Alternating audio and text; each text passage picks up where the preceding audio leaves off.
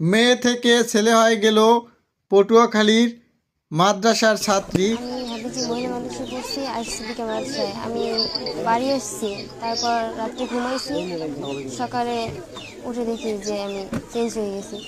তারপর আমি শরীর একটু অসুস্থ, বাড়ি আইসে, বাড়ি এসে রাইতে ঘুমাই গেছে। হ্যাঁ, ঘুমাই গেছে, ভরে উঠতে আর মায়ের দিয়ে বাহির দিয়ে কইছে যে আমার এই অবস্থা। দেখা কওয়ার পর এরপর ডাক্তার দ্বারে নিলাম, ঢাকা নিলাম।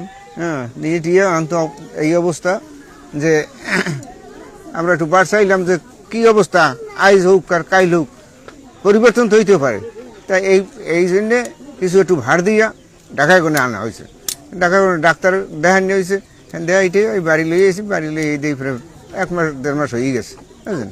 এখন এই অবস্থায় এরপর মানুষের এই শুনাইলাম আর।